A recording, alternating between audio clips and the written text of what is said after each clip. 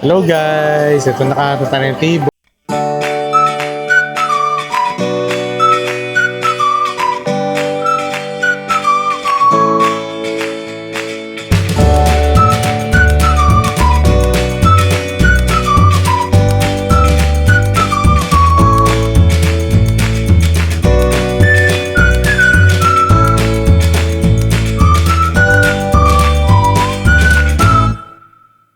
Guys, ayan, today is Sunday, October 25. Morning daw, sabi ni Mrs. guys.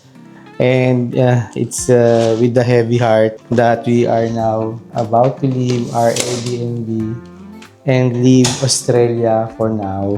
And looking forward na kung if in the future makabalik ulit. No? Australia has been very good to us. And yun, nakakalungkot lang na this journey is, or this chapter is about to close again, guys. Ayan. And nag-sort lang kami ng konti dito sa Airbnb namin. Naglikpit-likpit kami and nagtapon kami ng basura. So now, paalis na tayo and we will ride the train going to the airport, guys. Hello, guys. Ayan. Nasa train na tayo and we're about to reach International Airport Station. Kami lang dito ang tao, guys. So,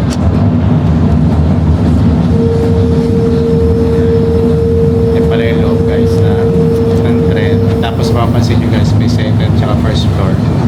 Ayun yung first floor sa kanan. Second floor going sa taas. Danan na yan sa kaliwa.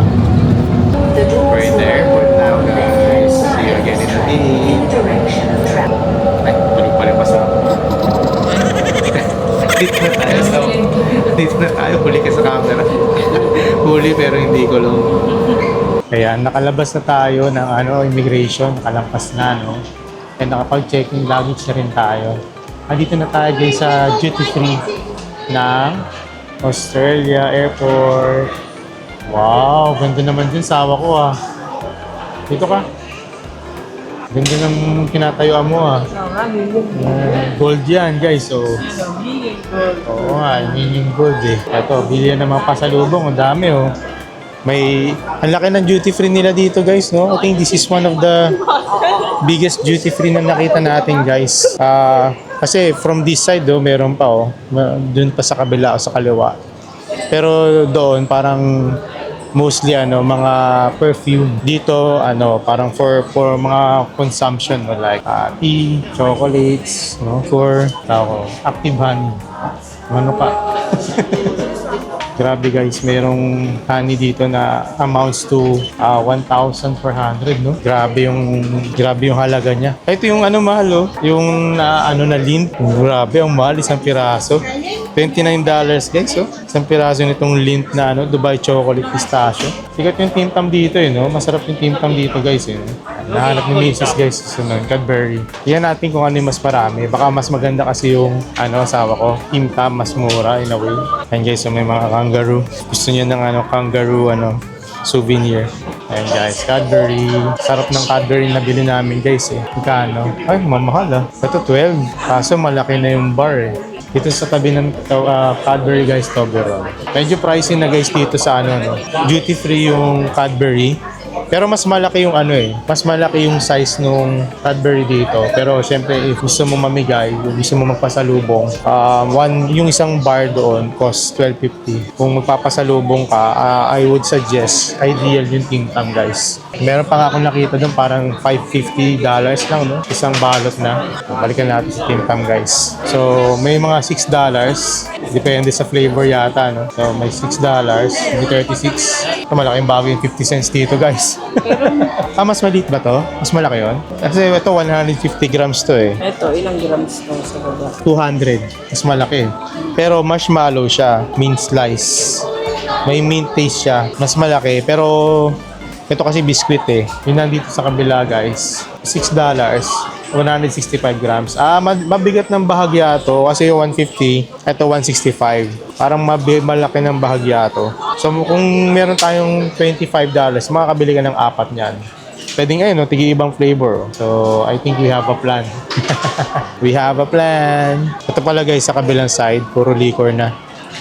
Ayan Grabe, isang bote nito guys, oh, 215. Glenfiddich single malt scotch. Wow.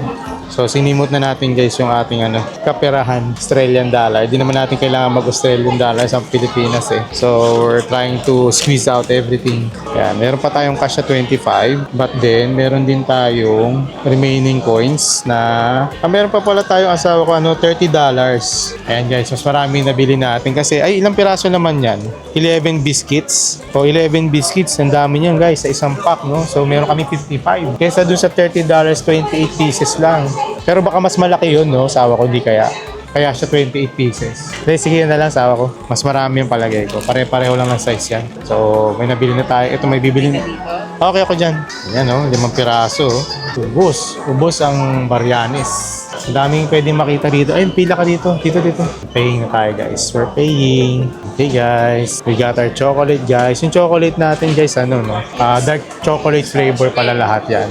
Pakita natin yung bagsawa ko. Ayan, Heyman, tax and duty free, Sydney, Australia. May eco bag pa kami, guys. Libre. Magkano kaya yung iPhone, sawa ko? Tingnan natin. Baka bumili ako. Ay!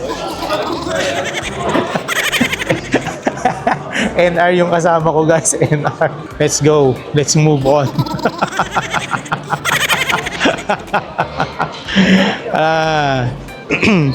Grabe guys, the amount of the base model is 72,000. Grabe, jacked up yung presyo guys, no? Anyways, nasa airport tayo eh. Ganun talaga, di ba?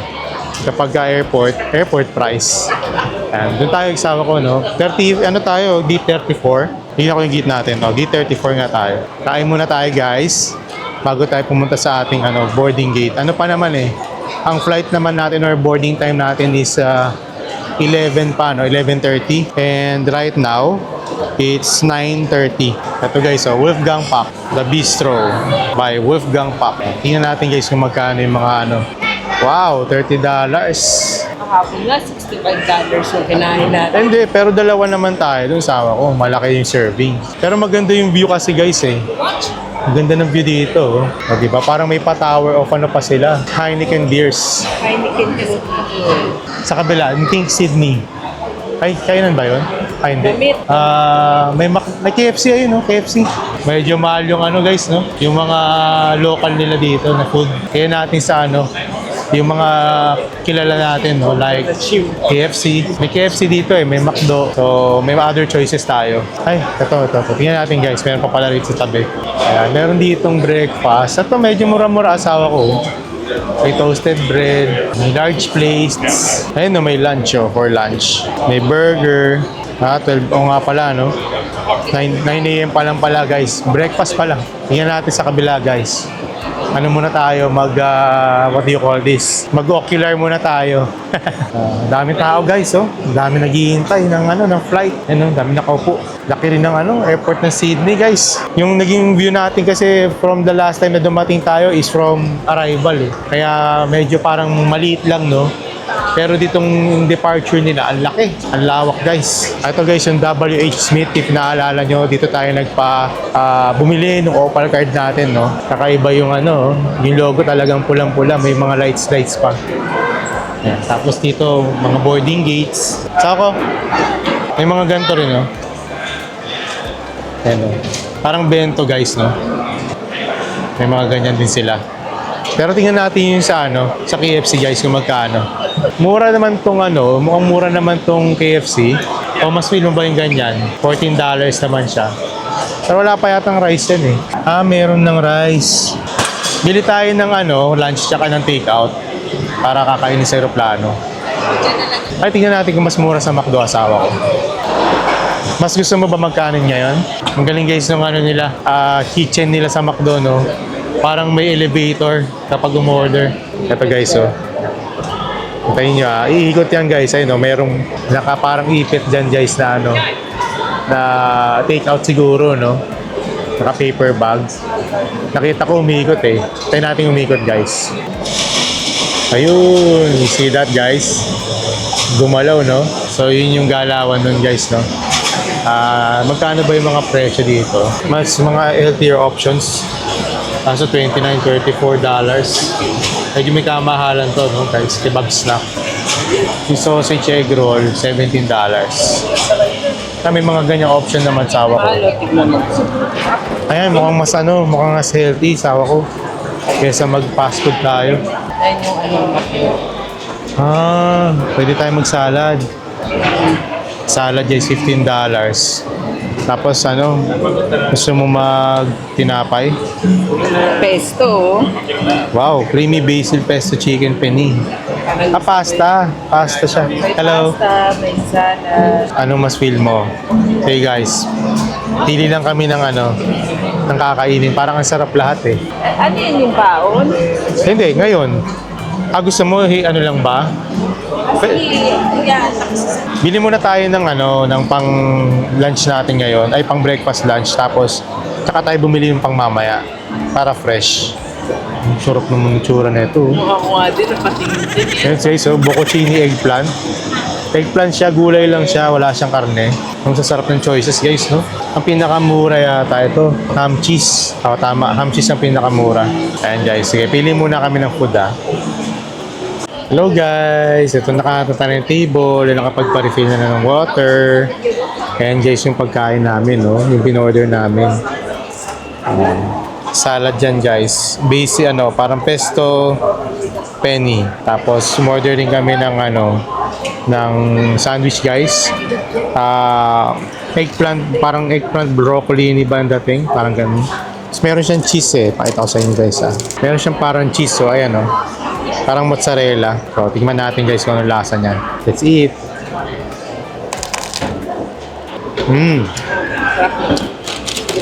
Sarap niya guys.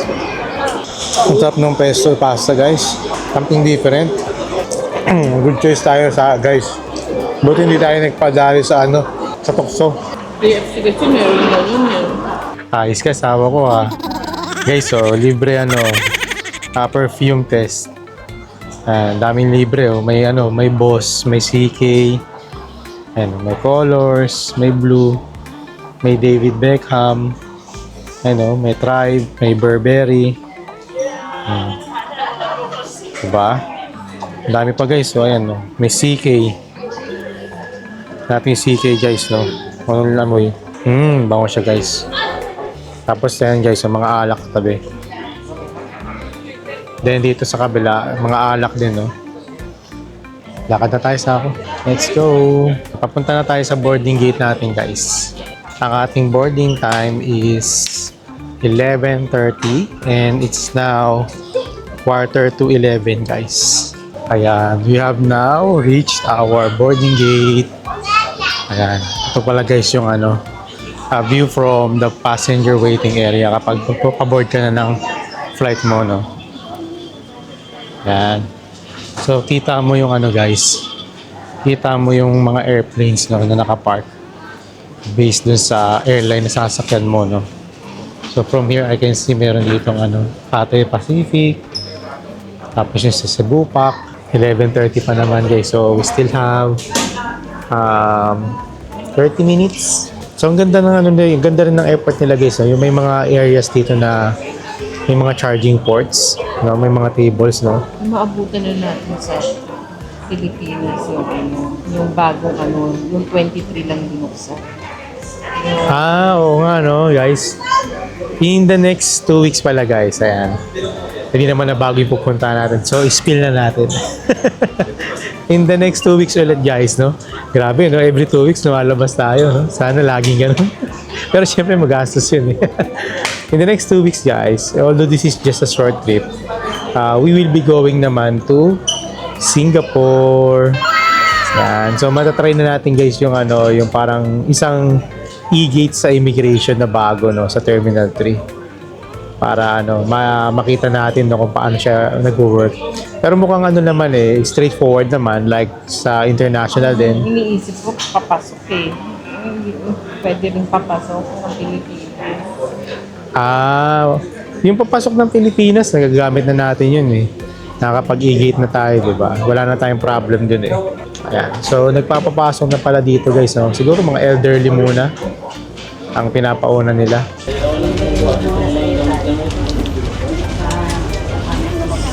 Hello, guys. So, nasa last row tayo, guys.